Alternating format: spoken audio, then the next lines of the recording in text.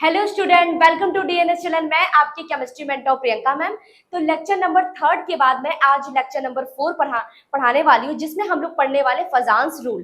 जैसा कि आपके सिलेबस में दिया गया है बच्चों, हम लोग परसेंटेज ऑफ आयनिक कैरेक्टर क्या होता है उसको निकालने के लिए सबसे पहले हम लोग डाइपोल मूवमेंट यानी द्विध्रुव आघूर्ण को पढ़े थे। उसके बाद किसी भी बॉन्ड में कितना आयनिक बॉन्ड होता है इसको निकालने की जो प्रक्रिया है उसे क्या बोलते हैं, परसेंटेज ऑफ आयनिक कैरेक्टर। तो ऐसा मैं मान के चल रही हूँ कि आप पिछला वाला लेक्चर देख कर आए। अगर आप पिछला वाला जो लेक्चर देख कर नहीं आएंगे तो इस वाले लेक्चर को आपस में रिलेट नहीं कर पाएंगे, ठीक है।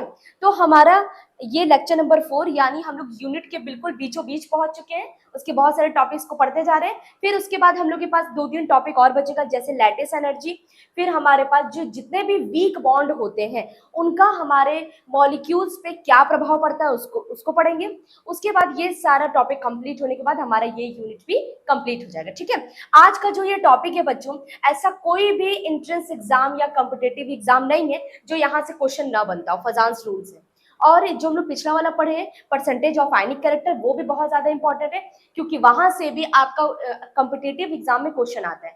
बात रहा आपका सेमेस्टर का, तो आपके सेमेस्टर में सिलेबस में इंक्लूड किया है तो जाहिर सी बात है पूछेगा तो तय है। अब इसमें क्या हो सकता है, ये एक ऐसा टॉपिक है बच्चों, इसमें लॉन्ग क्वेश्चन तो नहीं, शॉर्ट क्वेश्चन 1 मार्क्स का क्वेश्चन और एमसीक्यू क्वेश्चन बहुत पूछ सकता है, ठीक है। तो मैं 1-2 क्वेश्चन आज आपको कराऊंगी भी।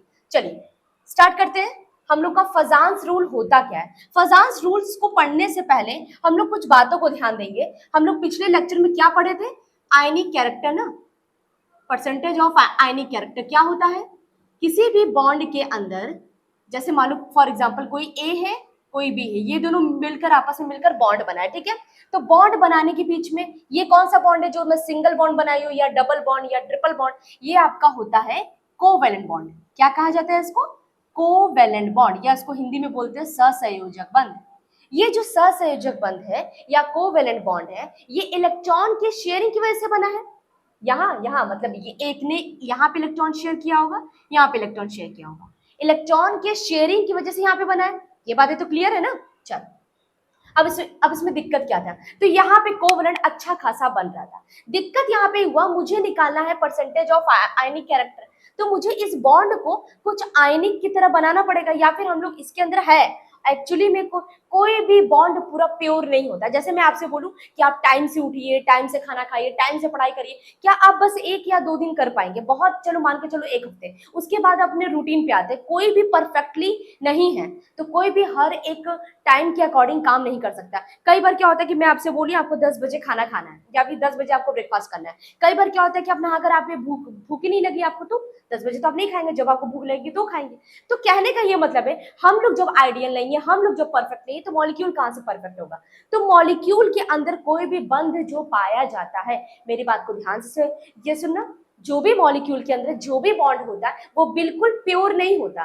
तो यहाँ पे अगर मैं आपसे कह दूं, चलो बताओ कि क्या इसमें कोवलेंट बॉन्ड पूरा 100% है, तो आप बोलेंगे हाँ मैम ये देखिए इलेक्ट्रॉन का तो शेयरिंग हो रहा है। इनफैक्ट चलो मान लो अगर HCl की बात करें तो आप तो तुरंत आंसर बता देंगे नहीं मैम यहाँ 100% नहीं है। अगर मैं हाइड्रोजन की बात करूं तो यहाँ पर भी 90-95% के आसपास है कोवेलेंट बॉन्ड, लेकिन अब भी इसमें 5% या कुछ परसेंट इसमें आयनिक हल्का फुल्का रहेगा, हल्का फुल्का। लेकिन मैं HCl की बात करूं तो HCl में कम से कम 60% आपका क्या है कोवेलेंट, 40% आपका क्या है आयनिक। आयनिक क्यों है, क्योंकि क्लोरीन आपका इलेक्ट्रोनिगेटिव एटम है, विद्युत ऋणात्मक तत्व है, इलेक्ट्रॉन खींचेगा, हाइड्रोजन को थोड़ा कमी महसूस होगा, उसके ऊपर पॉजिटिव चार्ज आएगा, उसके ऊपर निगेटिव चार्ज आएगा, वो भी डेल। डेल का मतलब आंशिक रूप से होता है। ये बातें तो क्लियर है। तो इसी तरीके से यहाँ पे हम लोग को पढ़ना क्या है। अब देखो, तो आपको ये बात तो क्लियर हो गया, मतलब कोई भी बॉन्ड हो, चाहे मैं आयनिक बॉन्ड क्यों ना बना दूं, आयनिक जैसे आयनिक बॉन्ड किसमें NaCl में होता है, NaCl में कोई बॉन्ड होता है जिसे हम लोग आयनिक बॉन्ड बोलते हैं, तो ये इलेक्ट्रॉन अपने इसको ट्रांसफर कर देता है। अगर मैं बोल रही हूँ आयनिक बॉन्ड, मैं बोल रही हूँ कोऑर्डिनेट बॉन्ड, या उसको उपसंयोजक बंध कहा जाता है, सहसंयोजक बंध, इन सब में 100% बॉन्ड नहीं होता। अगर मैं बोल रही हूँ कि आप बहुत ज्यादा अच्छे इंसान है, बहुत ज्यादा, चलो ठीक है हर इंसान अच्छा होता है पर उसमें कुछ ना कुछ कमी होती है, या मैं बोल रही हूँ सब लोग बुरे होते हैं पर उनके अंदर कुछ ना कुछ अच्छाई होती है। तो इसका मतलब हर एक इंसान, हर एक कोई भी पूरा यूनिवर्स में क्यों कोई भी परफेक्ट नहीं होता। तो हमारे मॉलिक्यूल्स के अंदर बॉन्ड कहाँ से परफेक्ट होंगे, तो इससे हम लोग को ये पता चल गया कि इस कोवैलेंट बॉन्ड में अगर आयनिक कैरेक्टर है, मेरी बात को ध्यान से सुनना, अगर कोवैलेंट बॉन्ड में आयनिक कैरेक्टर हो सकता है तो क्या आयनिक बॉन्ड में कोवैलेंट कैरेक्टर तो हो सकता है? बिल्कुल हो सकता है कि नहीं?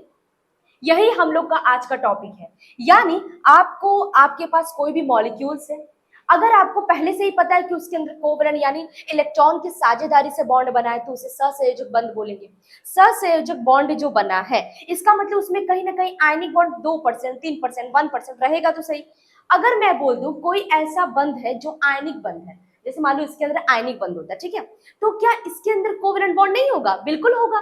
जैसे इसके अंदर आयनिक बॉन्ड हो सकता है तो इसके अंदर भी तो कोवैलेंट बॉन्ड हो सकता है। इसको बताने वाले पहले साइंटिस्ट थे जिनका नाम है फजान। ठीक, इन्होंने बताया कि मैं बताऊंगा, मैंने डिस्कवर किया है कि आयनिक बॉन्ड के अंदर कितना कोवैलेंट बॉन्ड होता है। इसको निकालने के लिए रूल पढ़ते हैं जिसको बोलते हैं फजान्स रूल। क्लियर है बातें? फजान्स रूल क्या है? अब आपके डाउट्स यहाँ पे क्लियर हो गए होंगे। तो फजान्स रूल कुछ नहीं है, फजान्स रूल आपका ये है, आयनिक बॉन्ड के अंदर हम लोग कोवैलेंट बॉन्ड को निकालते हैं, परसेंटेज ऑफ कोवैलेंट कैरेक्टर निकालते हैं, परसेंटेज ऑफ सहसंयोजक बंध निकालते हैं, तो हम लोग इस जिस रूल के द्वारा निकालते हैं उसे बोलते हैं फजान्स रूल। अगर मैं बात करूं परसेंटेज ऑफ आयनिक कैरेक्टर, तो समझ जाओ आयनिक कैरेक्टर निकालना मतलब बॉन्ड कोवैलेंट होगा तभी ना उसके अंदर आयनिक निकाल रहा है। मैं आपका परसेंटेज ऑफ बुराई निकालूं, ठीक है, आपके अंदर कितनी बुराई है, परसेंटेज ऑफ, तो जाहिर सी बात है आपके अंदर कुछ अच्छाई है, उसमें से हम बुराई को वो एस्टिमेट कर रहे हैं ना, वो निकाल रहे हैं। ठीक है, यहाँ पे बातें क्लियर है? तो अभी हम लोग का जो टॉपिक था परसेंटेज ऑफ आयनिक कैरेक्टर, इसीलिए मैं बोल रही हूँ जो भी आपको लेक्चर पढ़ाया जा रहा है सीरियल वाइज पढ़ाया जा रहा है, तो आप उसे पढ़ कर आइए, उसका नोट्स बनाइए, रिवाइज करिए। नहीं पढ़ेंगे तो आपको अगला वाला लेक्चर भी नहीं समझ में आएगा। ठीक है, एक दूसरे से ये दोनों मिले हुए, पूरे केमिस्ट्री एक दूसरे से रिलेट करती है, इस बात को ध्यान देना। चलो अब स्टार्ट करें हम लोग आज का टॉपिक। अब समझ में आ गया हम लोग को करना क्या है? चलो आते हैं। तो यहाँ पे व्हाट इज फजान्स रूल? फजान्स रूल को पढ़ने से पहले हम लोग को दो चीजों को पढ़ना पड़ेगा, एक होता है पोलराइजिंग पावर और एक होता है पोलराइजिबिलिटी। सब्र रखो, सबको धीरे धीरे सबको समझ में आएगा। द फजान्स रूल प्रेडिक्ट, उन्होंने कोई प्रेडिक्ट किया वेदर ए केमिकल बॉन्ड, कोई भी केमिकल बॉन्ड हो, रासायनिक बंध हो, will be covalent or ionic, चाहे वो सहसंयोजक बंध हो चाहे वो आयनिक बंध हो। ठीक है, a few ionic bonds have partial, देखो ध्यान से, यहां से इंपॉर्टेंट लाइन है, ए फ्यू आयनिक बॉन्ड मतलब कुछ ऐसे आयनिक बंध होते हैं जिनके अंदर थोड़ा सा, पार्शियल मतलब थोड़ा सा, कोवैलेंट कैरेक्टर यानी सहसंयोजक का गुण, कैरेक्टर का मतलब गुण, विच वर फर्स्ट डिस्कस बाय, जिन्होंने जो सबसे पहले देखे थे कैजिमर्स फजान्स। ठीक है, इन्होंने सबसे पहले देखा था कि ओ मतलब आयनिक बॉन्ड के अंदर भी कोवैलेंट बॉन्ड पाया जा रहा है, इसको हम खोजेंगे, तो उन्होंने 1923 में खोजा था। ठीक है, he was able to predict, वो इस चीज के लिए योग्य थे, एबल का मतलब योग्य थे, प्रिडिक्ट करने के लिए आयनिक और कोवैलेंट बॉन्डिंग, आयनिक या सहसंयोजक बंध with attributes like ionic and atomic radius with the help of X ray crystallography. इस बात का ये मतलब है कि उन्हें एक्सरे, क्योंकि देखो ध्यान दो 1923 की बात हो रही है, हम लोगों के पास टेक्नोलॉजी उतनी डेवलप नहीं थी, तो हम लोग क्या करते थे ना, एक्सरे क्रिस्टलोग्राफी, आगे भी आपको ये पढ़ाया जाएगा। तो ये एक टेक्निक होता है जिससे हम लोग को एटम्स के बीच का जो डिस्टेंस है, जैसे फॉर एग्जांपल ए है बी है, इसके बीच का जो डिस्टेंस होता है उसको हम लोग बोलते हैं बॉन्ड लेंथ या बंध की लंबाई, ऐसे बोला जाता है ना। तो ये डिस्टेंस पहले हमें नहीं पता था, अब तो टेक्नोलॉजी आगे बढ़ गया है, इजी है। पहले हम लोग इसको निकालते थे एक्सरे क्रिस्टलोग्राफी के द्वारा, ये टेक्निक है। ठीक, एक्सरे का यूज करके हम लोग निकालते हैं। बातें समझ में आई? आगे चले तो पहले पॉइंट में इतना ही कहा गया है कि हर एक केमिकल बॉन्ड या हर एक रासायनिक बंध के अंदर, चाहे वो सहसंयोजक बॉन्ड हो चाहे वो आयनिक बॉन्ड हो या बंध हो, तो उसमें कुछ ना कुछ कैरेक्टर होता है। जैसे अगर आयनिक बॉन्ड है तो उसमें कुछ ना कुछ या थोड़ा सा कोवैलेंट कैरेक्टर यानी सहसंयोजक बंध का कैरेक्टर होता है। इसको सबसे पहले फजान्स ने बताया था। चलो क्रिस्टलोग्राफी एक्सपेरिमेंट करके, ये एक्सपेरिमेंट आपसे एग्जाम में नहीं पूछा जाएगा, आप जानते रहिए।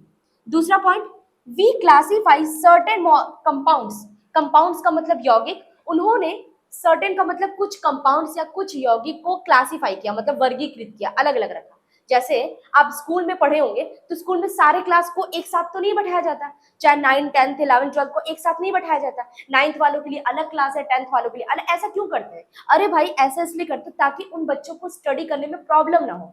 चाहो तो हम लोग एक साथ भी पढ़ा सकते हैं, और पढ़ाएंगे तो दिक्कत होगा ना, टीचर को भी पढ़ाने में दिक्कत होगा, बच्चों को भी दिक्कत होगा। तो इसी तरीके से हम लोग सब क्लास को क्लासीफाई कर देते हैं, वर्गीकृत कर देते हैं। इसी तरीके से यहाँ कहा गया। तो उन्होंने क्या हुआ, कुछ कंपाउंड्स जो आयनिक है, जो आयनिक यौगिक है, उसको क्या किया, अलग अलग कर दिया। And other compound as covalent, और जितने भी सहसंयोजक बंध वाले यौगिक थे उनको अलग अलग कर दिया। मतलब यहाँ वाले सहसंयोजक, यहाँ वाले आयनिक बंध, इन सबको अलग अलग कर दिया। आगे, एमंग द अल्कली क्लोराइड्स, उसमें जो अल्कली, आपने पढ़ा होगा अल्कली अर्थ मेटल, या इसको बोलते हैं मृदा धातु, मृदा क्षारी धातु, ऐसे आपने पढ़ा है ना। एस ब्लॉक के जो भी तत्व हैं उनको अल्कली और अल्कली मेटल्स बोलते हैं। जैसे मान लो एस ब्लॉक में 2 आते हैं ना, फर्स्ट ए, इसी में देख लेते हैं। एस ब्लॉक में आपके 2 आते हैं, कौन कौन से? ये एस ब्लॉक है, 2 आते हैं, फर्स्ट ए और सेकंड बी। ठीक, तो इसमें आते हैं हलीना कब्र से फरार, हलीना कब्र से फरार। ठीक, और इसमें आते हैं बेटा मांगे कन्या सुंदर बाप राजू। ये सब आपको याद होना चाहिए। ठीक है, hydrogen, lithium, sodium, potassium, rubidium, caesium, francium, beryllium, magnesium, calcium, strontium, barium, radium. ठीक है, ये तो हो गया। तो ये कहा गया है ना जितने भी, अब इसी में अल्कली क्लोराइड्स, यानी अल्कली क्लोराइड्स का मतलब ये वाले आपके जितने भी एलिमेंट्स होते हैं इसको कहते हैं अल्कली मेटल। क्या बोलते हैं इसको? Alkali metals. अब जो आप पहले पढ़े हैं वो सब भूलिए, भूल मत जाइए, उसे याद रखे रहिए, पर उसे अब आपको यहाँ पे ध्यान देना है। अब जो आपने हिंदी पढ़ा है मृदा क्षारी धातु या धातु जो भी, अब उसको एक साइड कर दीजिए। अब आपको ये पढ़ना है अल्कली मेटल्स होते हैं, इसका मतलब यहाँ पे धातु है, अल्कली का मतलब क्या है, मृदा धातु। ठीक है, अब इसके बाद इसको कहा जाता है अल्कली अर्थ मेटल। क्या इसको बोलते हैं? Alkali earth metal. इस बात का ध्यान दीजिएगा। तो इसमें कहा गया है अल्कली जो क्लोराइड्स होते हैं, यानी अल्कली, या इसमें से कोई एक उठा लो, Na, तो Na आपका अल्कली हो गया, और क्लोराइड्स इसका यानी NaCl हो गया कि नहीं? अरे सोडियम क्लोराइड, तो यही तो बोला गया है, इसको क्या बोला गया है? Alkali chlorides. तो यहाँ जो अल्कली क्लोराइड्स है, जैसे फॉर एग्जाम्पल इसका एग्जाम्पल हो सकता है NaCl, हो सकता है कि नहीं? बिल्कुल हो सकता है। Which is the most ionic, क्या ये मोस्ट आयनिक है? क्वेश्चन मार्क लगा। To answer these kinds of question, इस टाइप के क्वेश्चन को आंसर करने के लिए आपको बताना है कि NaCl क्या सबसे ज्यादा आयनिक है। अगर वो सबसे ज्यादा आयनिक होगा तो उसके अंदर उसका जो सहसंयोजक बंध होगा, यानी कोवेलेंट जो कैरेक्टर होता है वो सबसे कम होगा, तभी ना आयनिक बॉन्ड ज्यादा होगा। जैसे अगर नहीं समझ आ रहा, ध्यान सुनो, आपके अंदर बुराइयां बहुत ज्यादा है, तो इस बात से हम ये पता लगा सकते हैं कि आपके अंदर अच्छाइयां बहुत कम है। अगर आपके अंदर अच्छाइयां बुराइयां एकदम क्या पैरेलल में 50-50%, तब तो कहेंगे कि ना ही ये अच्छा इंसान है ना ही ये बुरा इंसान है, क्योंकि दोनों तो बराबर है।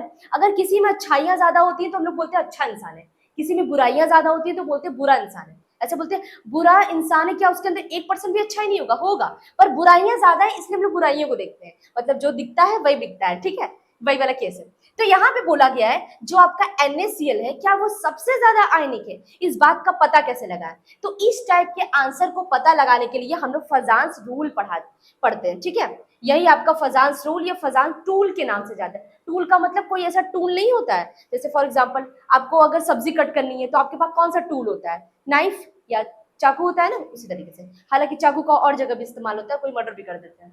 चलो, ये सारे पॉइंट्स आपको क्लियर हुए। अब आते हैं आगे बढ़ते हैं। तो यहाँ पे हम लोग को पढ़ने के लिए 2 चीजों को पढ़ना पड़ेगा, उस चीज को पहले हम लोग देख लेते हैं क्या है, फिर शायद आपको समझ में आए। आइए पहले इसको पढ़ते हैं। पहला हम लोग पढ़ेंगे पोलराइजिंग पावर।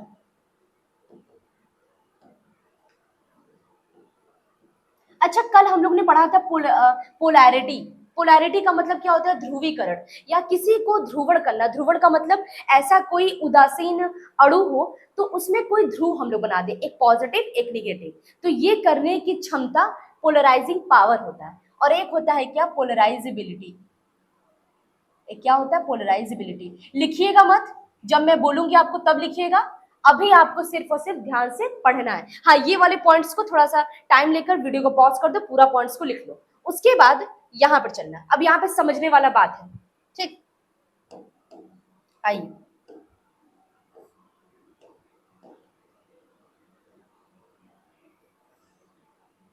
आइए हम लोग इसको डिफरेंस के साथ पढ़ेंगे, ठीक है। अब देखो ये पोलराइजिंग पावर क्या होता है। पावर का मतलब तो आपको समझ में आ रहा है, शक्ति, क्षमता, ठीक है। अ, अगर मैं आपसे बोल दूं कि आपके पास पावर बहुत अच्छा, आप किसी को बहुत अच्छा समझा सकते हैं, एक्सप्लेन कर सकते हैं, तो मैं आपको बोलूं कि आपके पास एक्सप्लेन करने का पावर बहुत अच्छा है।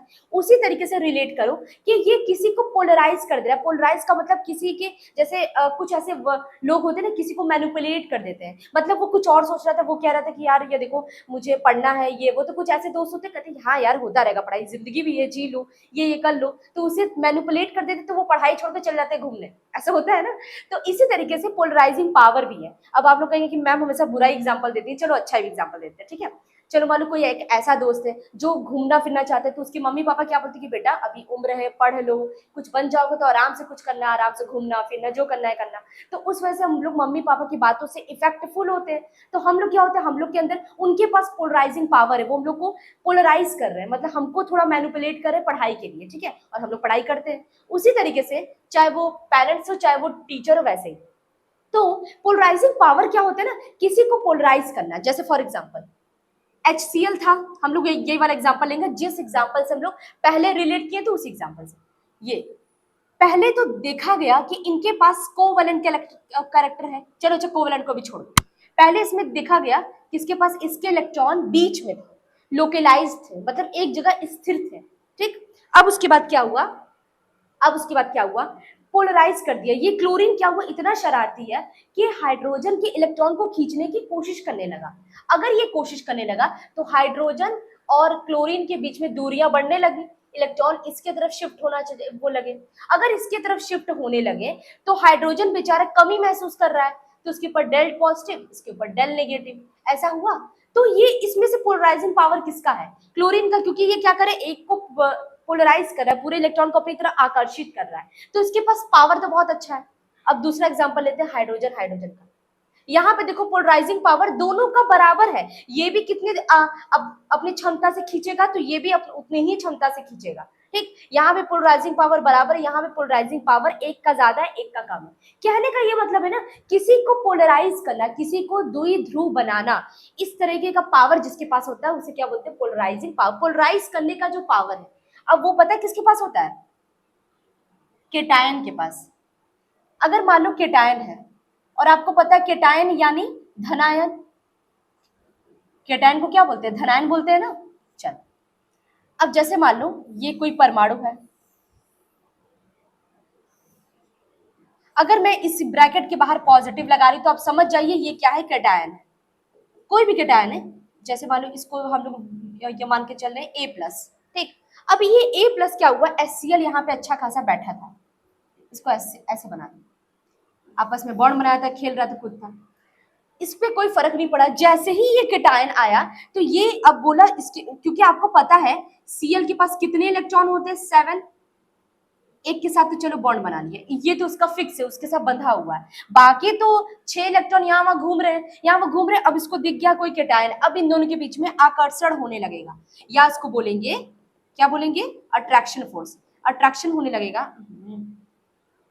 इन सब के बीच में अट्रैक्शन होगा, तो अट्रैक्शन होगा तो इसके अंदर कुछ चेंजेस आएगा, हाँ जाहिर सी बात है। अगर चेंजेस आएगा तो ये Cl अपने आप को कुछ इस तरीके से चेंज करके कुछ ऐसा हो जाएगा, कुछ कैसा हो जाएगा, ऐसा। बॉन्ड तो अपना बनाया है, बॉन्ड तो अपना बनाया हुआ और एक इलेक्ट्रॉन इसके साथ साझेदारी भी किया, लेकिन इसके सारे इलेक्ट्रॉन यहाँ चले आए, 1 2 3 4 5 6, सारे इलेक्ट्रॉन यहाँ चले आए। पहले तो एक जगह था, पहले इसकी साइज थोड़ी ऐसी थी, अब ये साइज थोड़ा सा घूम गया है। तो आप इससे ये समझ रहे हैं ये पावर किसके पास है, ए प्लस के बारे में, यानी यहाँ पे अट्रैक्शन फोर्स हो रहा है। तो ये जो केटायन है ये पोलराइज कर रहा है, कह रहे हैं आओ बेटा, जैसे आपको कोई बहलाता है, जैसे आप लोग जब बचपन में रहे हुए तो आपके मम्मी पापा बोलते हैं देखो बेटा बाहर कोई भी अगर चॉकलेट दे तो आप बिल्कुल नहीं खाना है, तो आपको कोई भी बटरिंग कर सकता है, फुसला बहला सकता है। तो इस वजह से मम्मी पापा आपको सचेत करते हैं कि देखिए अगर कोई भी अगर ऐसा कुछ करे तो आप बिल्कुल मत जाना, ठीक है। तो आपसे कहा जाता है मतलब कोई आपको पोलराइज कर रहा है, कोई आपको बहला रहा है, तो ये जो केटायन है इसको बहला रहा है। पोलराइज करने का मतलब इसको बहल रहा है। तो इस वजह से सारे क्लोरीन की, अब जाहिर सी बात है इसके पास इलेक्ट्रॉन है और इसके पास प्रोटॉन है, तो इलेक्ट्रॉन प्रोटॉन के बीच में आकर्षण होगा, तो इस वजह से इसका साइज को चेंज हो गया। इलेक्ट्रॉन का क्लाउड, क्लाउड का मतलब बादल होता है इलेक्ट्रॉन का, या ऐसे बोल सकते हैं इलेक्ट्रॉन का जितना घनत्व हुआ, पहले घनत्व यहाँ था, अब घनत्व खिसक कर यहाँ आ गया, तो ये इसके पास क्या है पावर, इसको बोलते हैं क्या, पोलराइजिंग पावर। पोलराइजिंग पावर, जिसके वजह से जो मैनिपुलेट करता है उसको बोलते हैं इसके पास मैनिपुलेटिंग पावर बहुत अच्छा है, जो हो गया उसको बोलते हैं मैनिपुलेट हो गया। तो पोलराइजिंग पावर इसके पास, ये इसको क्या किया, पोलराइज कर दिया। तो इसका हुआ क्या, इस क्लोरीन का पोलराइजेबिलिटी हुआ, क्या इसको बोलेंगे, पोलराइजेबिलिटी। अब समझ में आया, एक पोलराइजिंग पावर होता है केटायन, वो क्या करता है, इलेक्ट्रॉन को अपनी तरफ आकर्षित करता है, क्योंकि इलेक्ट्रॉन को खींचेगा कौन, इसका नाभिक खींचेगा, इसका न्यूक्लियस खींचेगा, इलेक्ट्रॉन को अपनी तरफ खींचेगा, तो इसका तो पावर इसके पास है, इसको पोलराइजिंग पावर बोलेंगे। और क्लोरीन के मतलब क्लोरीन के जितने भी इलेक्ट्रॉन है उसकी तरफ आकर्षित हो रहे हैं, तो इसके अंदर कुछ ना कुछ प्रक्रिया हो रही है, इसको बोलेंगे क्या, पोलराइजेबिलिटी। ये बातें समझ में आई कि नहीं आई? पहले सबसे पहले समझना बहुत ज्यादा जरूरी है बच्चों, नोट्स वो लेक्चर वगैरह सब कंप्लीट हो जाएगा, जब तक आपके दिमाग में कॉन्सेप्ट नहीं बन रहा है तब तक पढ़ने का कोई भी मतलब नहीं है। तो आप पढ़ो तो दिल लगा के पढ़ो, ऐसा पढ़ो कि मतलब हम लोग एक प्रोफेसर थे, वो ऐसे बोलते थे कि पढ़ो तो टॉप करो वरना पढ़ो ही मत ऐसे बोलते थे, तो हम लोग कहते हम लोग कहाँ जाए, हम लोग एवरेज वाले हैं, कुछ ऐसे बच्चे बोलते हैं। चलो ठीक है, तो यहाँ पे पढ़ो तो एकदम दिल लगा के पढ़ो, नहीं आ रहा है कुछ देर के लिए थोड़ा सा और कहीं थोड़ा खाना वाना खा लो, कुछ भी कर लो, पर आपको हर एक पॉइंट समझ में आना चाहिए, ठीक है। ये केटायन था, इसके ऊपर हाँ ध्यान दो, अगर मैं इसको केटायन की जगह कुछ और बना दूं, जो सिंपल सा ए बना दूं, तो इसके पास पोलराइजिंग पावर नहीं होगा। पता है क्यों? क्योंकि इलेक्ट्रॉन किसकी वजह से आकर्षित होगा, ये तो उदासीन है, ये तो उदासीन है ना, तो आकर्षित कहाँ होगा, आकर्षित तब होगा जब इसके ऊपर कोई ना कोई चार्ज होगा। तो ध्यान देना, जितने भी केटायन होते हैं, जितने भी केटायन होते हैं, वो सारे के सारे के अंदर पोलराइजिंग पावर होता है, वो सबको इलेक्ट्रॉन को आकर्षित करते हैं, पोलराइजिंग पावर। और जितने भी इलेक्ट्रॉन है अपने आप को पोलराइज करना चाहते हैं, वो चाहते हैं कि हम नाभिक के पास चले जाएं, तो उनके अंदर जो ये क्षमता होती है इसको बोलते हैं पोलराइजेबिलिटी। अब आते हैं अपने स्टेटमेंट वाले टॉपिक पे, जिसको हम लोग पढ़ने वाले हैं। बातें समझ में आ रही है ना? यानी जितने आपकी, एक बात तो क्लियर है, केटायन क्या होगा, पोलराइजिंग पावर, और जितने आपके एनायन होंगे, एनायन का मतलब ये क्लोराइड आयन, फ्लोराइड आयन, या जो भी आपका एनायन है, NH2 माइनस कुछ भी ले लो, अगर इसके ऊपर निगेटिव चार्ज है तो वो एनायन है। अब आगे चलते हैं। अब देखो फजांस रूल क्या बोल रहा है, ये आपका केटायन है, ये आपका एनायन, ठीक है। अब जाहिर बात है केटायन की साइज छोटी है, क्यों? अच्छा, इसकी साइज छोटी क्यों है, दिमाग लगाओ, मैं हर बार ये क्वेश्चन बताती हूँ। एक केटायन की साइज या धनायन की साइज छोटी इसलिए होती है क्योंकि अगर किसी भी परमाणु, कोई भी उदासीन परमाणु है, कोई भी न्यूट्रल एटम है, उसके बाहरी कक्षा से अगर आप इलेक्ट्रॉन को निकाले तो उसकी साइज छोटी होती जाएगी, ठीक, जितना ज्यादा इलेक्ट्रॉन निकालेंगे उतनी साइज छोटी होती जाएगी। इस बात को ऐसे समझो, मान लो ये कोई एटम था,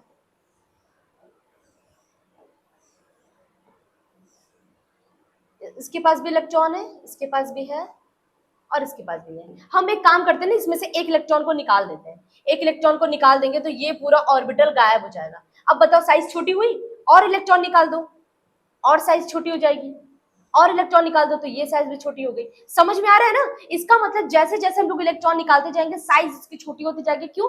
क्योंकि इलेक्ट्रॉन का घर होता है कक्षक, ऑर्बिटल। जब इलेक्ट्रॉन ही नहीं है तो ऑर्बिटल वहां रहेगा क्यों? तो ऑर्बिटल वहां से गायब। अगर मान लो आपके पास कोई ऐसा घर है, आप रहते नहीं है, तो आप उसे बेच देंगे ना, वो या तो रेंट पे दे देंगे, क्योंकि खाली घर तो रखेंगे नहीं हॉन्टेड करने के लिए, चलो किसी को डराने के लिए। Fajans rule for ionic and covalent compounds, अभी इसको थोड़ा सा नहीं समझ में आ रहा होगा, हम लोग आगे चलते हैं, पहले पोलराइजिंग पावर क्या होता है उसको देख लेते हैं। आइए इसको पढ़ते हैं, स्टेटमेंट ध्यान से पढ़ो। अब भी कोई नहीं लिखेगा, जब मैं इसको समझा दूंगी, बता दूंगी, उसके बाद आप लोग लिखना स्टार्ट कर लेना। It is the extent to which a cation, ये केटायन का एक्सटेंड है, कैन पोलराइज, पोलराइज कर सकता है, मतलब किसी को ध्रुवित या ध्रुवित करने की क्षमता है। एन एनायन, किसको? एनायन को। It is proportional to charge, proportional मतलब अगर मान लो केटायन की चार्ज को बढ़ाते चले जाए, इसके ऊपर डबल प्लस है, इसके ऊपर ट्रिपल प्लस है, किसका पोलराइजिंग पावर ज्यादा रहेगा? इसका। इसका ज्यादा रहेगा ना, क्योंकि इसके पास 3 पॉजिटिव है। अब ये 3, इसके पास पावर बढ़ गया पॉजिटिव चार्ज का, अब वो ढेर सारे इलेक्ट्रॉन को अब वो क्या करेगा, अट्रैक्ट करेगा। तो इसके पास मतलब ये एक दूसरे का जो आपका पोलराइजिंग पावर होता है, जो आपका क्या, ऐसे ये लिख लो, जो पोलराइजिंग पावर होता है वो प्रोपोर्शनल है। पोलराइजिंग पावर ये प्रोपोर्शनल किसके है, चार्ज ऑफ केटायन, मतलब जो धनायन के ऊपर जितना आवेश रहेगा उसके क्या है, अनुक्रमानुपाती है। ठीक, अगर इसको हम लोग चार्ज ऑफ केटायन को बढ़ा रहे, केटायन के ऊपर जितना भी चार्ज इसको बढ़ाते चले जाएंगे, पोलराइजिंग पावर बढ़ेगा। पोलराइजिंग पावर बढ़ेगा तो वो सारे इलेक्ट्रॉन को खींचेगा, सारे इलेक्ट्रॉन को खींचेगा तो उसकी जो पोलराइजिबिलिटी, जो एनायन होगा उसकी पोलराइजिबिलिटी बढ़ जाएगी। क्लियर है बातें? चल, और क्या बोल रहा है, charge density is the ratio of the charge to volume, मतलब चार्ज जिसके पास ज्यादा होना चाहिए उसकी डेंसिटी, यानी अगर मैं ऐसे बोलूं, एक ये नाभिक है और एक ये नाभिक है, अब बताओ किसके पास ज्यादा आएगा, पोलराइजिंग पावर किसका ज्यादा है, इसका ज्यादा है, इसका कम है, ठीक है ना। उसी तरीके से बोल रहा है polarizing power proportional charge density. अब इस बात से हमें ये भी पता चल गया कि ये प्रोपोर्शनल है किसके, चार्ज डेंसिटी के भी। चार्ज जितना ज्यादा होगा, आवेश जितना ज्यादा होगा, चार्ज डेंसिटी,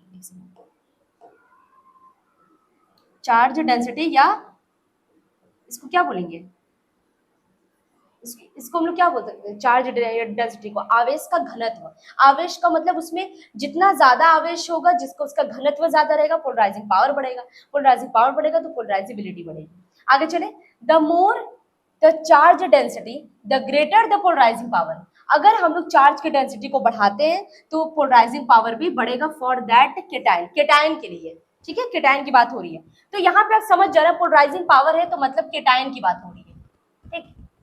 अब इसको क्या करो, लिखो, अब इसे लिखो, अब ये फिर पोलराइजिबिलिटी आता है, जल्दी से इसे नोट करो और ये फॉर्मूला भी नोट कर लेना। चलो ये फॉर्मूला हम आगे बता देंगे आपको, एक साथ भैया बता देंगे, ठीक है, जल्दी से इसे नोट करो, फिर हम लोग आगे बढ़ते हैं। हो गया, आगे चले, चल आ रहा है ना समझ में पोलराइजिंग पावर क्या है। अब आते हैं पोलराइजिबिलिटी। केटायन को, केटायन तो अपना काम कर रहा है, वो अट्रैक्ट कर रहा है इलेक्ट्रॉन को, इलेक्ट्रॉन अट्रैक्ट हो कौन रहा है, एनायन हो रहा है। एनायन क्या होता है, ये कोई परमाणु है उदासीन, इसके पास 10 इलेक्ट्रॉन था और 10 आपका प्रोटॉन था, ठीक, तो उदासीन है, 10 पॉजिटिव 10 निगेटिव आपस में कैंसिल आउट हो गया। अब इसको क्या किया हमने, क्या किया, एक इलेक्ट्रॉन इसको दे दिया कि लो भाई खुश रहो, इलेक्ट्रॉन इसके ऑर्बिटल में डाल दिए। इलेक्ट्रॉन डालने की वजह से इसकी साइज बढ़ गई। ध्यान दो, अगर इलेक्ट्रॉन को निकालने से साइज कम हो जाती है तो इलेक्ट्रॉन को डालने से साइज बढ़ जाती है, ठीक है, साइज बढ़ जाएगा, मतलब इसकी साइज थोड़ी सी ऐसे हो गई, साइज बढ़ गया। पर एक बात बताओ, क्या ये उदासीन है, नहीं, अब इसके ऊपर निगेटिव चार्ज ज्यादा हो गया तो बाहर इसको निगेटिव दिखा दो। क्यों, अब इसके पास 10 इलेक्ट्रॉन है, 11 इलेक्ट्रॉन है और 10 प्रोटॉन है। प्रोटॉन को तो चेंज ही नहीं होगा क्योंकि इलेक्ट्रॉन की संख्या बढ़ा है, तो 10 इलेक्ट्रॉन की जगह 11 इलेक्ट्रॉन हो गया। अब बताओ 10 इलेक्ट्रॉन 10 प्रोटॉन को तो कैंसिल कर रहा है, पर एक एक्स्ट्रा इलेक्ट्रॉन बच जा रहा है, जिसकी वजह से ये पूरा परमाणु ऋणायन जैसा व्यवहार कर रहा है, ठीक है, ऋणायन, या इसको बोलेंगे एनायन। बातें क्लियर है, बातें तो क्लियर है ना। अब आते स्टेटमेंट पढ़ते हैं। It is extend to which anion can be polarized. अब यहाँ पे क्या होगा, जो एनायन है पोलराइज्ड हो रहा है, किसी से, किसी और से पोलराइज्ड हो रहा है। It can also be define as, इसको हम लोग दूसरी भाषा में डिफाइन कर सकते हैं, एक्सप्लेन कर सकते हैं। इट द केस ईच रहेगा ना, with which, the case with which an ion can be polarized. कोई भी आयन है अपने आप को पोलराइज कर रहा है, जैसे मान लो फॉर एग्जाम्पल कोई मुझसे पैसे मांग रहा है तो मैं भी तो उसे पैसे दे रही हूँ, तो मैं क्या हो गई, दानी, जो पैसे ले रहा है वो एक्सेप्टर या उसको ग्राही बोलेंगे। तो इसी तरीके से ये पोलराइजेशन तभी हो रहा है, तब ये इलेक्ट्रॉन अपने दे रहा है तभी ना अट्रैक्ट हुए। अगर ये इलेक्ट्रॉन देना ही बंद कर दे तो क्या पोलराइजिंग पावर के पास कुछ पावर रहेगा, नहीं। तो केटायन इससे इलेक्ट्रॉन खींचने की कोशिश कर रहा है, मतलब अट्रैक्ट कर रहा है, खींचेगा नहीं, अट्रैक्ट हो रहा है, तो इसके अंदर कुछ, ये पोलराइज्ड हो गया, इसे बोलेंगे ये पोलराइज्ड हो गया, तो ये प्रॉपर्टी कहलाती polarizability. Polarization is the distortion of spherical symmetrical. हाँ, यही बात मैं आपको बताने चाह रही थी, ध्यान से आओ, यहाँ पर आओ, जो अभी मैं यहाँ पे बताई थी, पहले इसका साइज स्फेरिकल था, मान के चलो, पहले इसका साइज क्या था, स्फेरिकल था, मान लो ऐसा। इस केटायन ने क्या किया, पोलराइजिंग पावर को बढ़ा दिया, जिसकी वजह से सारे के सारे इलेक्ट्रॉन इस तरफ से शिफ्ट हो गए। शिफ्ट होगा तो उसका साइज कुछ चेंज हो गया ना। ये पहले सिमेट्रिकल था, पूरा सिमेट्रिकल का मतलब एकदम हर जगह से समान।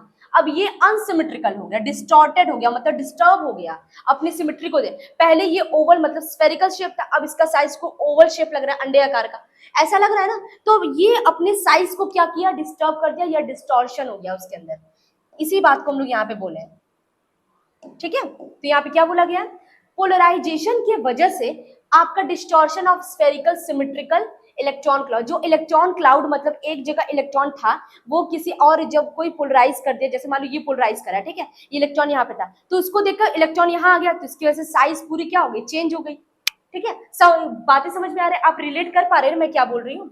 Symmetrical and electron cloud, electron cloud का मतलब इलेक्ट्रॉन का घनत्व, वहां पे इलेक्ट्रॉन का घनत्व गोल गोल था। अब कोई पोलराइजिंग पावर आ गया, उसको पोलराइज कर रहा है, तो इलेक्ट्रॉन का पावर अब कुछ ऐसे हो गया है, क्योंकि वो इलेक्ट्रॉन उसकी तरफ आकर्षित हो रहे हैं ना, ठीक है। टू एन अनसिमेट्रिकल क्लाउड, और इसका क्लाउड जो इलेक्ट्रॉन का घनत्व था वो बिगड़ गया है, अनसिमेट्रिकल हो गया, हर जगह से समान नहीं है। क्या आपको हर जगह से समान दिख रहा है, ध्यान से देखो, इस जगह तो पूरा है, इस जगह है ही नहीं।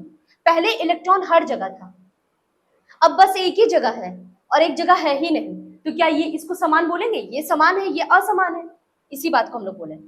बातें समझ में आ रही है। तो इस प्रकार की, इसके आगे सेंटेंस आगे नोट भी कर लेना या ऐड कर देना, this property is known as, ऐसे लिख लो इधर,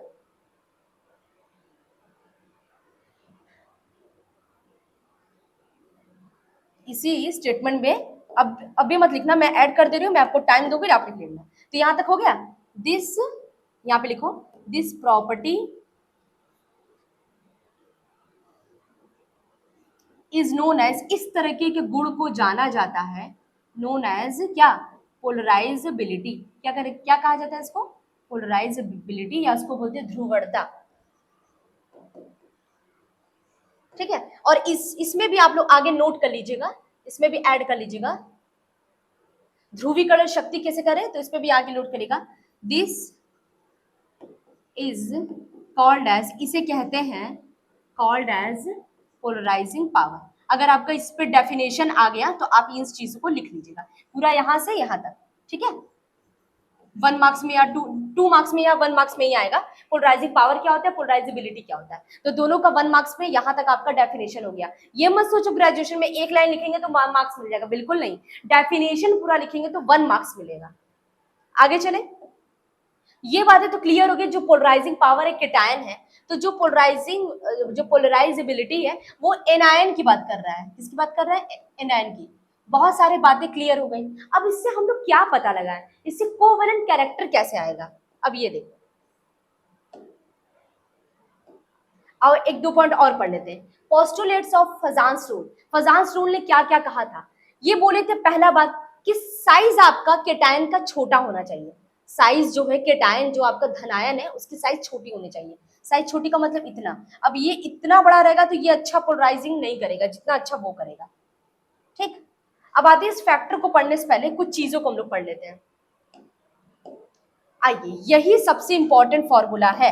अब देखो, वो बोले हैं फजांस रूल के अकॉर्डिंग, हम नहीं ऐसा बोल रहे हैं, फजांस साहब बोल रहे हैं। तो फजांस ने बोला कि, अरे क्या कर रहे हैं भाई, फजांस ने बोला कि जितना ज्यादा आपका पोलराइजिंग पावर रहेगा उतना ही आपका कोवेलेंट कैरेक्टर रहेगा। ओहो हो, मतलब पोलराइजिंग पावर जितना ज्यादा, मतलब पोलराइज करने की शक्ति जितनी ज्यादा होगी, ध्रुवीकरण करने की शक्ति जितनी ज्यादा होगी केटायन के पास, तो वो उतना अच्छा कोवेलेंट कैरेक्टर दिखाता है। हमें पता करना था, क्वेश्चन क्या था हमारा, क्वेश्चन हमारा ये था कि NaCl में, NaCl क्या है, आयनिक बॉन्ड है, आयनिक बॉन्ड है, NaCl को हम लोग ऐसे नहीं दिखाएंगे, NaCl को हम लोग ऐसे दिखाएंगे,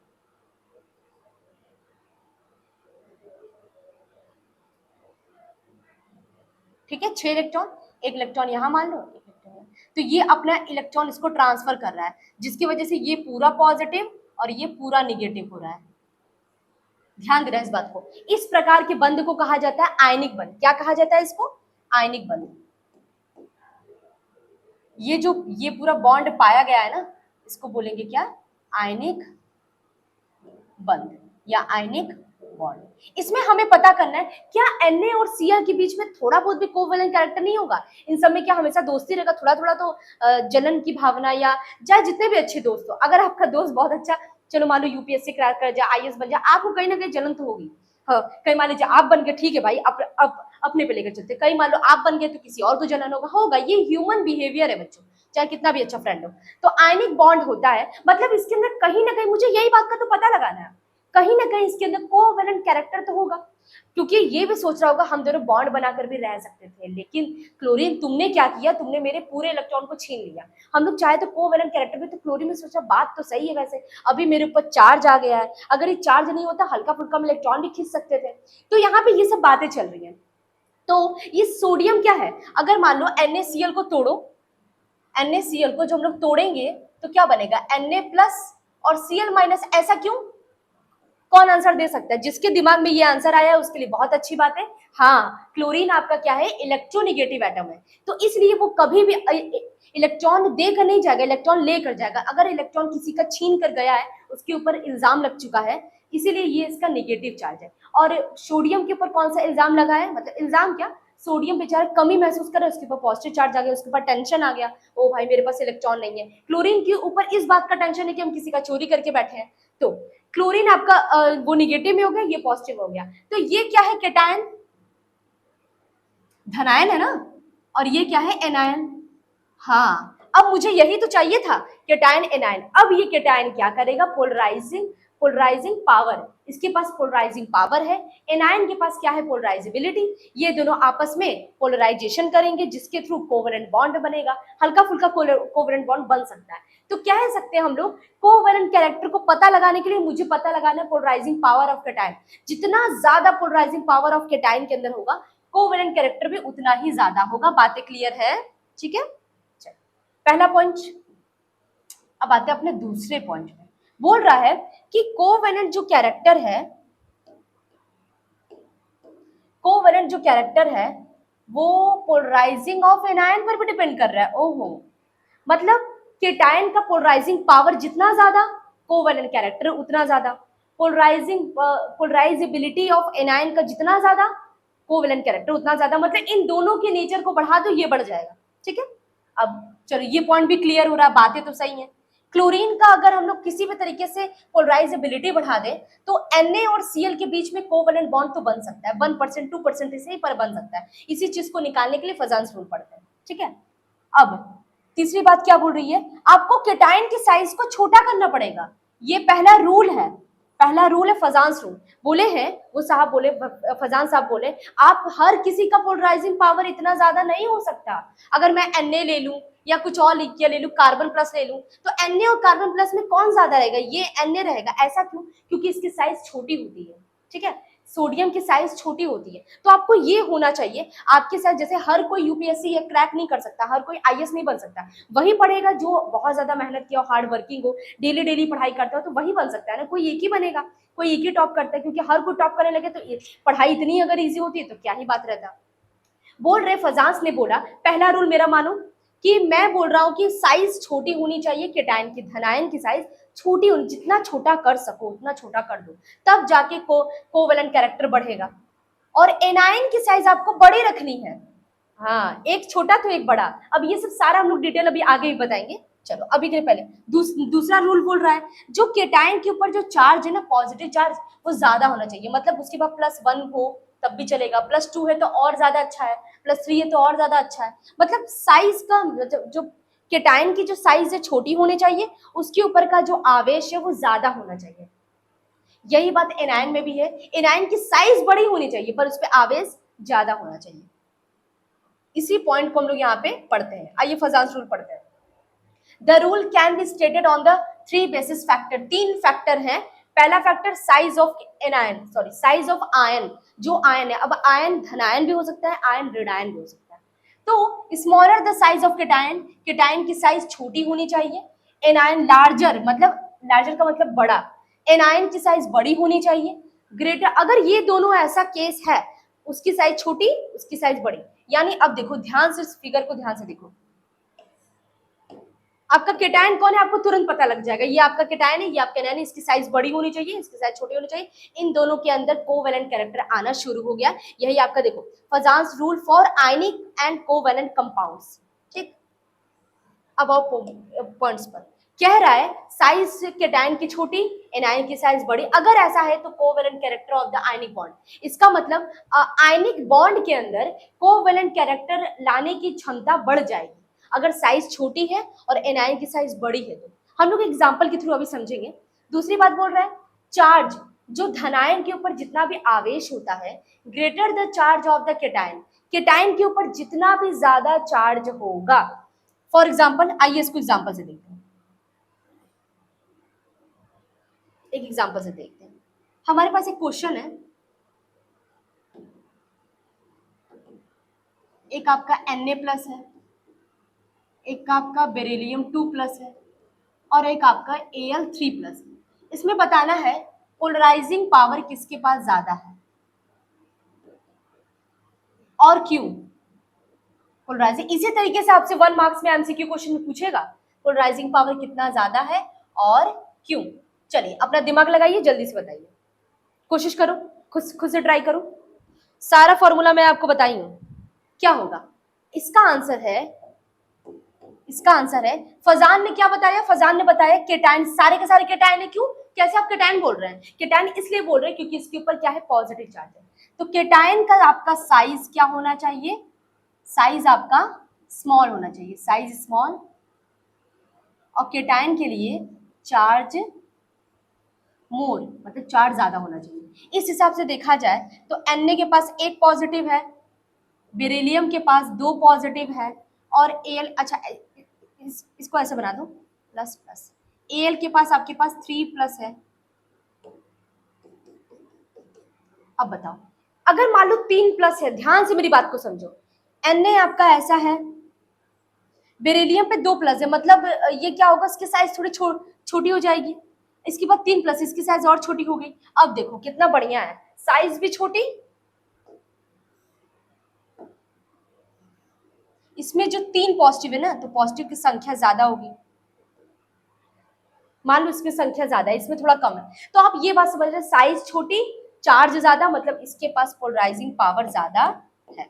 इसके पास सबसे ज्यादा पोलराइजिंग पावर, फिर इसके पास, फिर इसके पास। क्लियर है बातें। अगर मैं आपसे इससे क्वेश्चन में भी ये पूछूं, पोलराइजिंग पावर ना पूछ के पूछ दूं कोवेलेंट कैरेक्टर, कोवेलेंट कैरेक्टर, अब बताओ क्या होगा। कोवेलेंट कैरेक्टर तो फजान साहब बोले तो है पोलराइजिंग पावर डिपेंड करता है कोवेलेंट कैरेक्टर पे, पोलराइजिंग पावर जितना ज्यादा कोवेलेंट कैरेक्टर उतना ज्यादा। पोलराइजिंग पावर किस पे डिपेंड करता है, चार्ज और साइज पर। साइज जितनी ज्यादा छोटी, चार्ज जितना ज्यादा, उतना ज्यादा पोलराइजिंग पावर, उतना ज्यादा कोवेलेंट कैरेक्टर। तो इसका मतलब कोवेलेंट कैरेक्टर का भी यही होगा। कोवेलेंट कैरेक्टर, एल्युमिनियम बहुत अच्छा कोवेलेंट, मतलब आयनिक बॉन्ड, अगर एल्युमिनियम किसी के साथ आयनिक बॉन्ड बना रहा है तो वो कोवेलेंट कैरेक्टर भी ज्यादा देगा, मतलब आयनिक बॉन्ड कम देगा, कोवेलेंट कैरेक्टर ज्यादा देगा। जो बेरिलियम है वो इसके अपेक्षा थोड़ा सा आयनिक बॉन्ड स्ट्रॉन्ग देगा, कोवेलेंट कैरेक्टर थोड़ा कम देगा। Na आपका है, ये सबसे अच्छा आयनिक बॉन्ड देगा क्योंकि इसके अंदर कोवेलेंट कैरेक्टर कम है एल्युमिनियम की अपेक्षा, एल्युमिनियम से कंपेयर कर रहे हैं तब की बात कर रहे हैं। क्लियर है बातें, चले आगे आओ।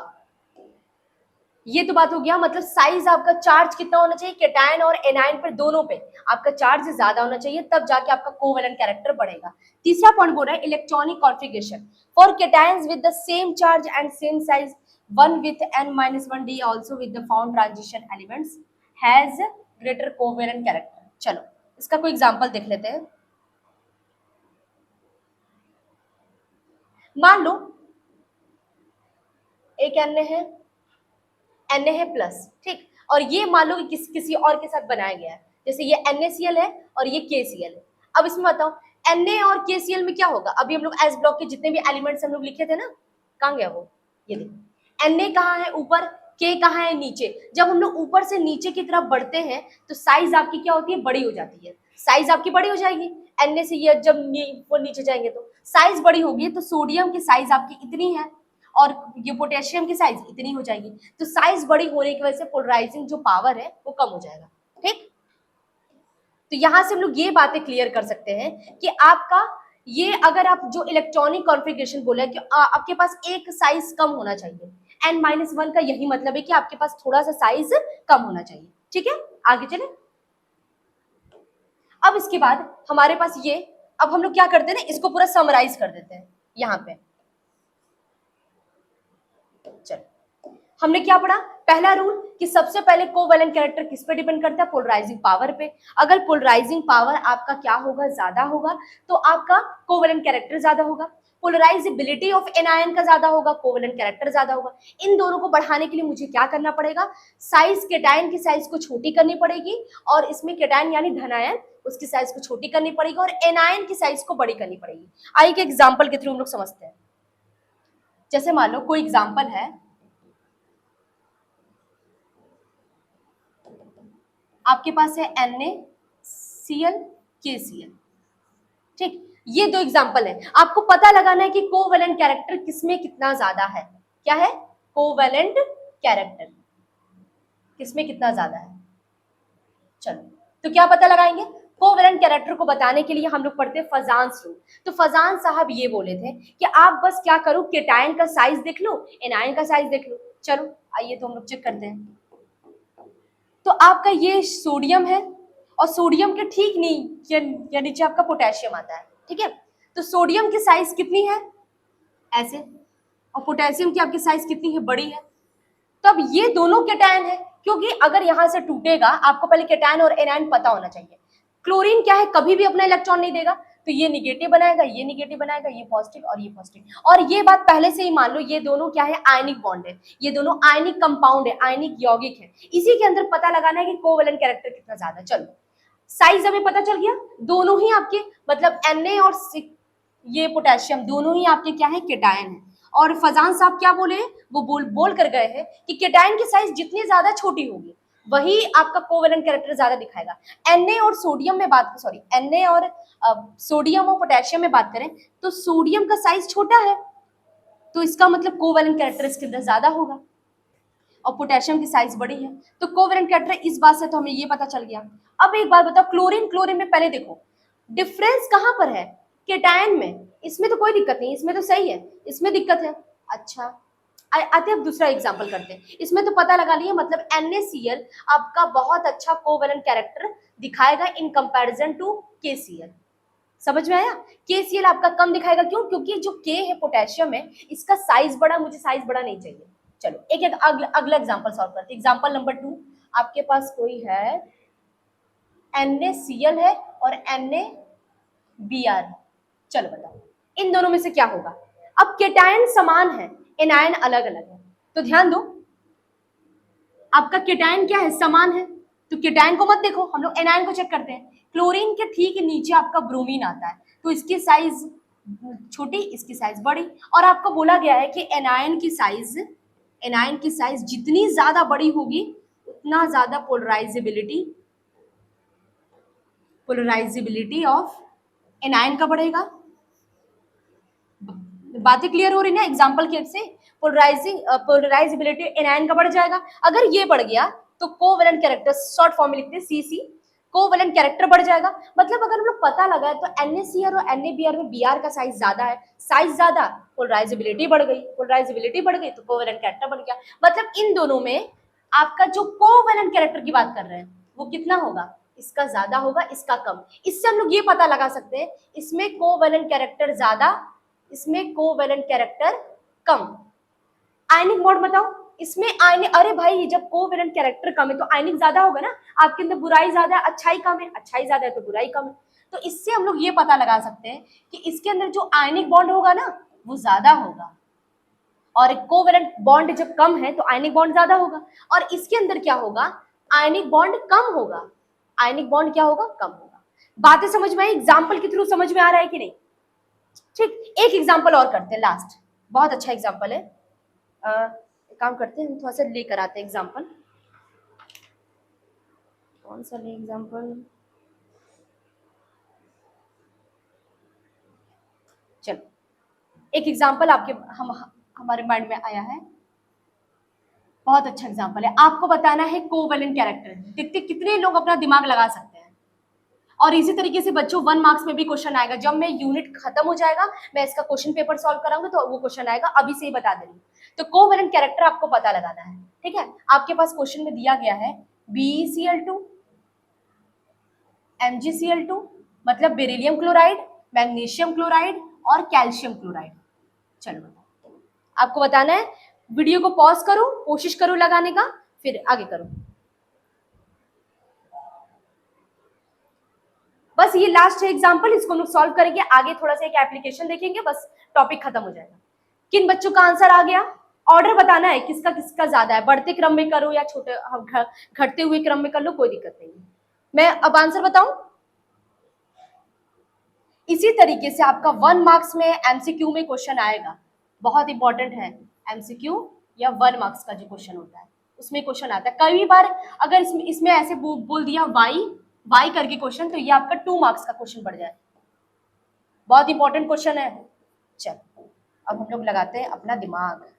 जिन बच्चों का अगर ये आंसर मैच करेगा तो वो बिल्कुल, वो बहुत अच्छी बात है कि वो बहुत अच्छे से पढ़ाई करें, उनको सब कुछ समझ में आ रहा है कॉन्सेप्ट। जिन बच्चों का आंसर नहीं भी आ रहा है तो कोई दिक्कत नहीं है, आप इसको फिर से एक बार वीडियो को पीछे ले जाकर पढ़ सकते हैं। हो सकता है आपका माइंड थोड़ा यहाँ वहां चला गया हो, तो टेंशन वाली बात नहीं है। कौन सा कोई आपको देख ही रहा है, आपको आ रहा है कि नहीं आ रहा है, टीचर को भी पता नहीं चला, तो आपके लिए बेनिफिट तो है, आप उसको फिर से देखो। पर हाँ बच्चों, हर एक कॉन्सेप्ट आगे, मतलब एक लेक्चर भी आपको समझ नहीं आ रहा है ना, तो आप आगे मत बढ़ो। जब तक आपको समझ में नहीं आ जाए वो लेक्चर, तब उसके आगे मत बढ़ना। पहले समझ में आ जाए, एक बार नहीं आ रहा है 2 बार देख लो। हो सकता है, सबका माइंड स्पीड अलग अलग है ना, सब लोग एक तरह काम नहीं करते। किसी को एक बार में समझ में आता है, किसी को 2 बार में आता है, और किसी को डाउट क्वेश्चन में रहता है। कभी कभी क्या होता है, जब दोबारा पढ़ते हैं तो डाउट क्लियर हो जाता है, ऐसा ये सब होता है। आप यहाँ पे देख रहे हैं क्लोरीन तो हर जगह है, मतलब इसको हम लोग नहीं देखेंगे। हम लोग कहाँ देखेंगे? जहां पे डिफरेंस है। तो बेरिलियम है, मैग्नीशियम है, और क्या है? क्लोरीन है। अच्छा एक बात बताओ, ध्यान दो, मेरी बात को ध्यान से सुनो, पहले लिखना मत। इसको बीच से तोड़ेंगे, तोड़ देंगे बॉन्ड को, तो यहाँ क्लोरीन के ऊपर कितना माइनस चार्ज आएगा? क्लोरीन 2 है, एक क्लोरीन पे 1 माइनस, तो 2 पे 2 माइनस। तो यहाँ पे हम लोग, यहाँ पे क्लोरीन के ऊपर अगर हम माइनस चार्ज लगाए तो 2 का इसमें क्या हो जाएगा? मल्टीप्लाई हो जाएगा। 2 का इसमें मल्टीप्लाई हो जाएगा, तो 2 इंटू 2 मतलब इस क्लोरीन के ऊपर 2 माइनस है, ठीक, 2 माइनस चार्ज है, 2 निगेटिव है। अब जाहिर से बात है, बेरिलियम क्लोराइड उदासीन है। अगर क्लोरीन के ऊपर 2 माइनस है तो बेरिलियम के ऊपर भी तो 2 प्लस होगा, इसके ऊपर क्या होगा? 2 पॉजिटिव। इसी तरीके से मैग्नीशियम पे आपका 2 पॉजिटिव और क्लोरीन पे 1। अगर मैं 1 लगाई हूं मतलब इसका इससे मल्टीप्लाई हो गया तो 2 माइनस है, ठीक। इसके ऊपर 2 प्लस और इसके ऊपर 2 माइनस। 2 माइनस नहीं लगा सकते क्योंकि ऑलरेडी यहाँ पे 2 दिया है, इसका मल्टीप्लाई हो जाएगा, ठीक है। अच्छा तो हम लोग इसको ऐसे लिख सकते हैं 2 प्लस 2 प्लस और 2 प्लस। अब देख रहे चार्ज तो बढ़ा, वो बराबर है।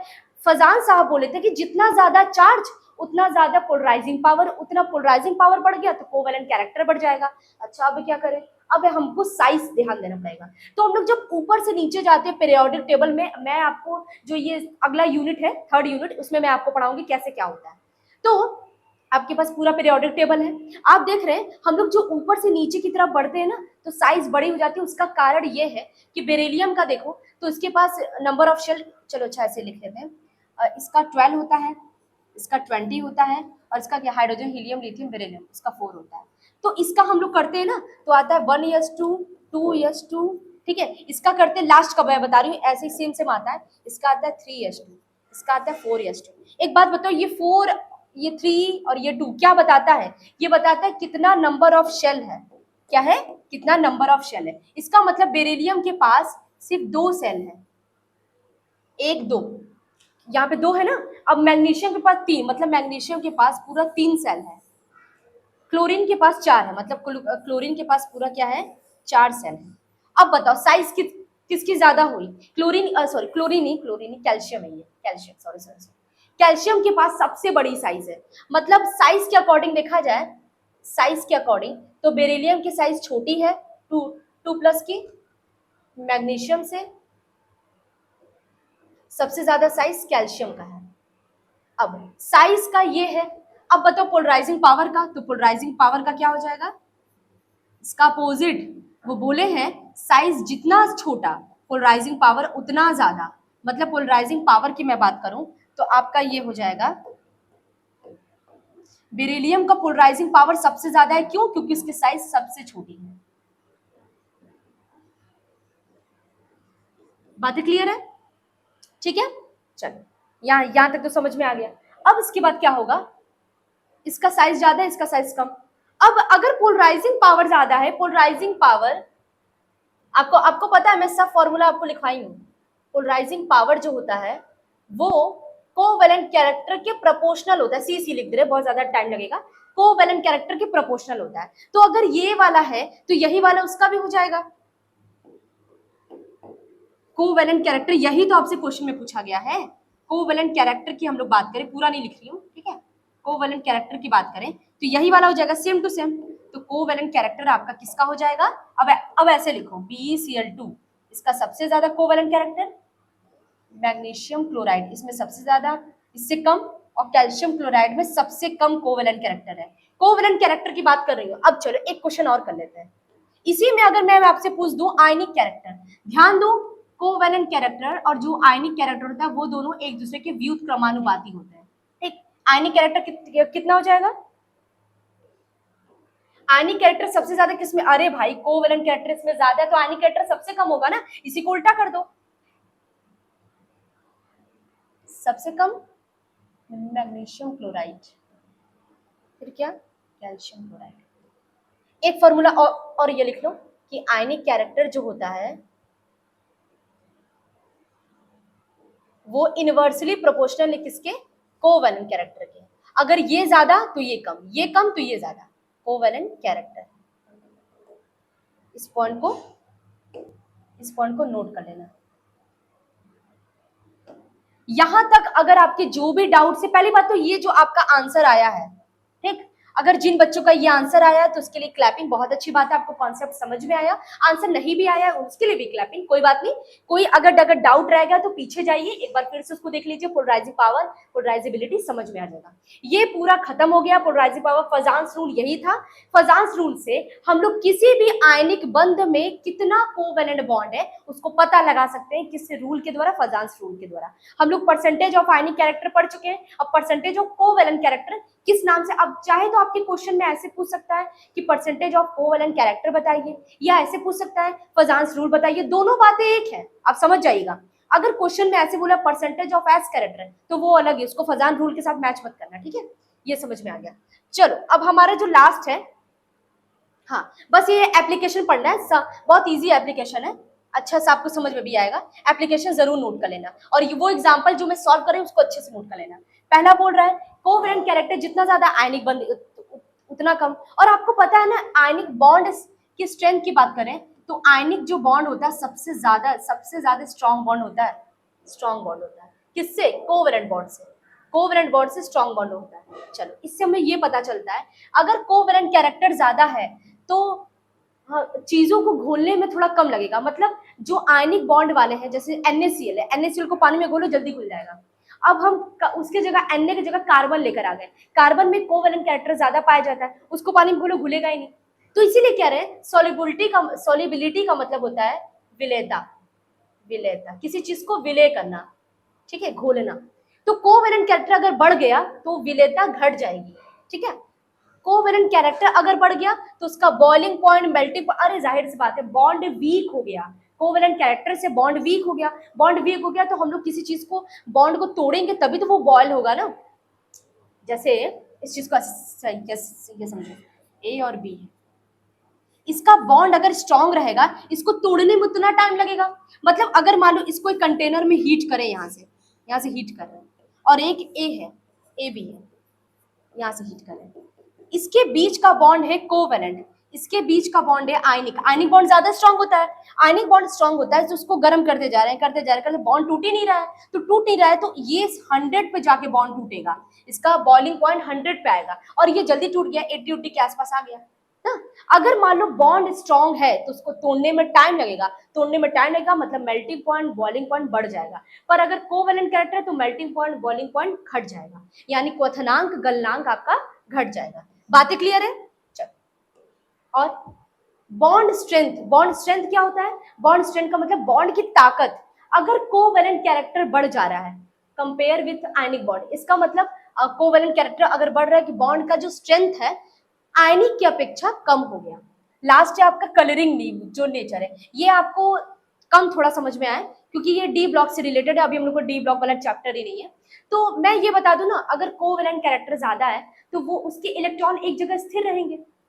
अगर कोवेलेंट है तो कोवेलेंट में क्या कहा गया है, कोवेलेंट में इलेक्ट्रॉन एक जगह स्थिर रहेंगे। इलेक्ट्रॉन स्थिर है तो मतलब ये कहीं ना कहीं आ जा सकते हैं, इलेक्ट्रॉन कहीं चले जाएंगे, ऊपर चले गए, नीचे चले गए, तो जिसकी वजह से कंपाउंड या यौगिक के अंदर कलर दिखाई देता है। इसकी वजह से कुछ ना कुछ कलर दिखाई देता है। तो कलर दिखाई देता है मतलब अगर जितना ज्यादा कोवेलेंट बॉन्ड बनेगा उसके अंदर कलर का जो नेचर है बढ़ जाएगा। बस यही इसके फायदा है, बाकी सब तो नुकसान ही हो रहा है, बाकी सब देखो कम हो रहा है। ठीक, ये आपका एप्लीकेशन वाला पार्ट है और ये पार्ट आपको शायद किसी बुक में इतना बहुत डिटेल में मिलेगा। मैं इसको शॉर्ट करके एक ही बारे में बता रही हूँ, आपको ये पढ़ने के लिए पूरा एप्लीकेशन पढ़ना पड़ेगा, तो इसमें शॉर्ट तरीके से पढ़ लो। तो क्या क्या हम लोग पढ़े, पहली बात तो ये फजांस रूल, सबसे पहले हम लोग पढ़े थे क्या पिछले लेक्चर में, परसेंटेज ऑफ आयनिक कैरेक्टर किसमें, कोवेलेंट में। अब आज का जो लेक्चर है परसेंटेज,